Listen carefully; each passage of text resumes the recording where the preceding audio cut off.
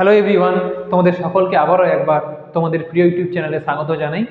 তো এখন আমরা যে সরল সুদ কষা চ্যাপ্টারটি পড়ছিলাম তার 10 নম্বর মানে তার সমস্ত কোশ্চেনগুলোকে লং কোশ্চেন থেকে শর্ট কোশ্চেন প্রায় সমস্ত কিছু শেষ করে নিয়েছি। লাস্ট প্রশ্নটা বাকি থাকছে সংক্ষিপ্ত উত্তরধর্মী, যে 22-এর দাগের 5 কি দিয়েছে প্রথমে সেটা দেখে নিই, তারপরে আমরা সেটাকে সলভ করে নিলে মোটামুটি পুরো সরল সুদ কষা চ্যাপ্টারটি তোমাদের কমপ্লিট। ঠিক আছে, চলো প্রথমে পড়ে দেখে নিই যে কি বলতে চেয়েছে। দেখো কি বলেছে, বার্ষিক 5% সরল সুদের হারে কত টাকার মাসিক সুদ 1 টাকা হবে নির্ণয় করি। দেখো কত টাকার মাসিক সুদ কত হবে 1 টাকা, তাহলে আসল এখানে তোমাকে কত দিয়েছে, এখানে তোমাকে দিয়েছে আসল, তোমাকে বের করতে হবে। আমরা ধরে নিচ্ছি কি আসল, ধরি যে আসল এটা সমান x টাকা, আসলটা কি পি সমান x টাকা, আর সুদের হার আর এটা সমান কত দিয়েছে 5%, এবং এটা কেমন বার্ষিক কি দিয়েছে বার্ষিক সরল সুদের হার, এটা কত দিয়েছে 5%। সময় কত, সময় দিয়েছে 1 বছর, বার্ষিক 5% মানে কি সময় দিয়েছে 1 বছর। এবার সুদ এখানে দিয়েছে, খুব গুরুত্বপূর্ণ একটা দেখো যে সুদ দিয়েছে মাসিক বা দেখো 12 টাকা প্রতি মাস, 1 টাকা প্রতি মাসে, 1 টাকা প্রতি মাসে।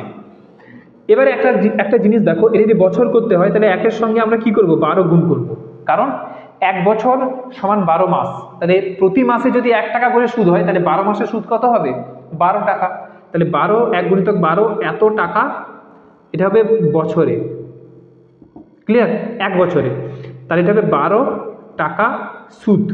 আই সমান কত হয়ে যাবে, আই সমান হয়ে যাবে 12 টাকা। এবার আমরা কি জানি বলো, এবার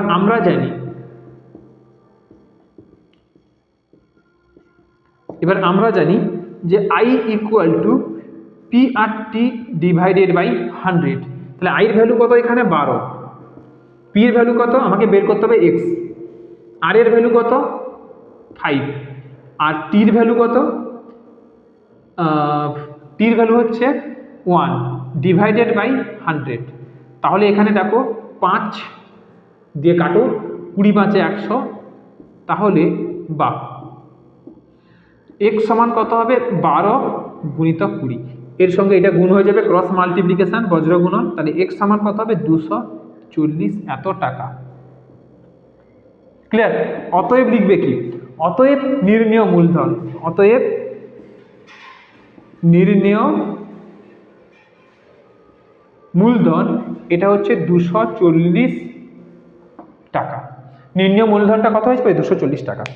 তো এটাই ছিল 5 নম্বর দাগের সমাধান, খুব সংক্ষিপ্ত উত্তরগুলোর সমাধান হয়ে গেল আমাদের। এর আগে লং প্রশ্নগুলোর সমাধান আমরা করে নিয়েছি, তারপরে এমসিকিউর সমাধান করে নিলাম, তারপরে আমরা করে নিলাম কার যে শর্ট টাইপ অ্যান্সার মানে সংক্ষিপ্ত। মোটামুটি পুরো সরল সুদ কষা এই চ্যাপ্টারটি তোমাদের কমপ্লিট হয়ে গেছে। এখানে যদি তোমাদের কিছু ডাউট থাকে কোনো প্রশ্নে, তাহলে তোমরা কমেন্ট সেকশানে আমাদের কমেন্ট করে জানাতে পারো। নেক্সট ভিডিওগুলো যখন আমরা ডাউট সেশনের একটা ক্লাস নিয়ে আসবো, সেখানে আমরা এই সমস্ত ডাউটগুলো তোমাদের ক্লিয়ার করার চেষ্টা করব। ঠিক আছে, তাহলে আজকের এই ভিডিওতে আমরা ক্লাসটিকে শেষ করলাম সরল সুদ কষা।